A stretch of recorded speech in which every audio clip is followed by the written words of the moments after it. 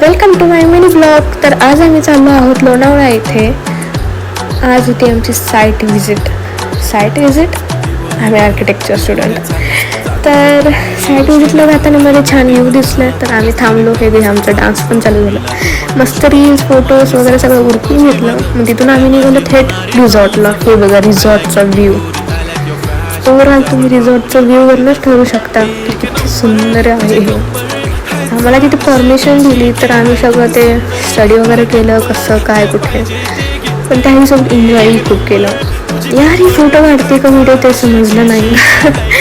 तर आता आम्ही आलो आहोत दुसऱ्या साईटवर. तर ही साईट तुम्ही बघा तिथून ते इथपर्यंत आलो आहे. तर आम्ही आता कटावून निघालो शेवटी. तिथून निघालो तर परत आता ठरलं की कुठे जायचं फिरायला. तर आम्ही पोचलो घोडेश्वरला. तर इथे बघितल्या पायऱ्या आणि त्यात पाऊस पडते वरतून. म्हणलं एकदा सटकलं की उठतच नसते. Oh my God. हे बघा आमची फॅशन क्वीन ही म्हणली माझे फोटोज काढा. तर इथे फोटोज काढले आणि आम्ही निघालो थेट वरती. मधल्या टप्प्यात आल्यावर आम्ही एक रील काढली ट्रेंडिंग सॉन्गवरती. एक रील तो बनती आहे. तर ही रील काढून झाल्यावर आम्ही पोचलो वरती.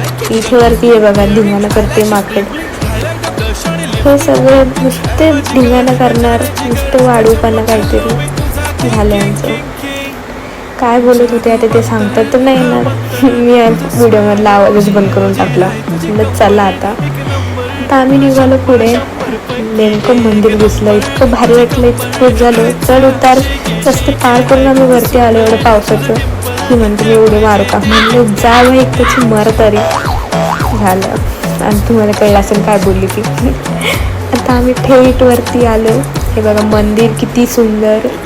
दगडाच्या आतमध्ये एवढा उंच शिखरावर त्यांचं मंदिर स्थापन झालेलं आहे. ते आपण विचारही करू शकत नाही की एवढ्या टॉपवरती कसं काय महादेवांचं सगळे कोणतीही मंदिर बघा तुम्ही वरतीच असतात ते डोंगराच्या. एवढ्या अवघड ठिकाणी असतात ना. तिथं पोचल्यावर असं वाटतं की बाबा स्वर्गातच पोचलो. जसं जसं आम्ही या मंदिराच्या आत चाललो होतो तसं तशी एक वेगळी एनर्जी क्रिएट होत होती. फायनली हे लुक बघितलं महादेवांचं. तिथेच विषय संपला. तर हर हर महादेव बोलून आम्ही बाहेर आलो. हे बघा सगळीकडे धुके पसरलेले होते. काहीच दिसत नव्हतं. अख्खा डोंगर एकदम ब्लँक होता. झाडं झुडपं दिसत होती फक्त. तर आम्ही निघालो खाली. तर व्हिडिओ झालाच आमचा एक. कुठे ना कुठेतरी रील काढतच बसलो.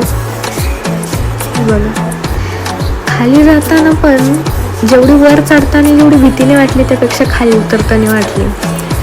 कारण खाली उतरताना एखाद्याचं तरी पाय स्लिप झाला असताना तर ते मोडलंच असतं. हे बघा पाणी सगळं वाहत होतं. पाय कुठे ठेवते सुद्धा मला कळत नव्हतं.